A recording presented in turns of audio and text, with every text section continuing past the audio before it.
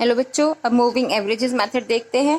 ये है हमारा, देखिए क्वेश्चन पढ़िए। Calculate 5 yearly moving average for following data on number on the new industrial undertakings in the state. Moving average जैसा word बोल रहा है। एवरेज तो आपको पता है क्या होता है ना। एवरेज जो होता है टोटल सम किया और जितने भी नंबर ऑफ आइटम उससे डिवाइड कर दिया, that is average. Moving average का मतलब होता है कि हम उसको एक एक टाइम के साथ साथ मूव करते जा रहे हैं, हर साल उसको एक एक बढ़ाते जा रहे हैं और अगला साल पीछे वाला कम करते जाते हैं। इसका मतलब क्या है मैं समझाती हूँ। देखिए इसमें क्या वैल्यू दे रखी है। 1985 में 46, 86 में 52, 87 में 56, 88 में 64, इस तरीके का पूरा हमें इंडस्ट्रियल यूनिट हर हर साल में दे रखी है। ठीक है, तो अब जब मूविंग एवरेज हम लोग निकालेंगे तो पहले इसको इस तरीके से टेबल में लिख लेंगे, ईयर और उसकी इंडस्ट्रियल यूनिट।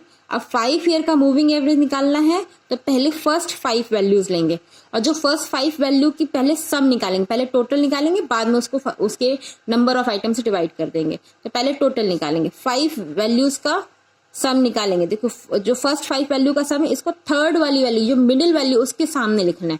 मिडिल वैल्यू के सामने लिखा फर्स्ट 5 वाले का, फिर पहली वाली छोड़ दी। अब अगली 5 वैल्यूज को पकड़ो और ये सम उसका होगा, फिर उसकी भी अगली वाली छोड़ करके फिर नेक्स्ट 5 वैल्यूज, इस तरीके से मूव करते जाएंगे। That is why it is called moving average. और जब हम लास्ट में आएंगे, ये 18 से लेकर के यहाँ तक ये 5 वैल्यूज हो गई, तो ये 1118 आया। उसके बाद हम आगे बढ़ेंगे तो आगे कोई 5th वैल्यू नहीं है, तो हम यहाँ पे स्टॉप हो जाएंगे। ठीक है, यहाँ तक हमारा टोटल आ गया। अब हम इन एक एक वैल्यू को 5 से डिवाइड करते जाएंगे, क्योंकि 5 ईयर का एवरेज निकालना है ना।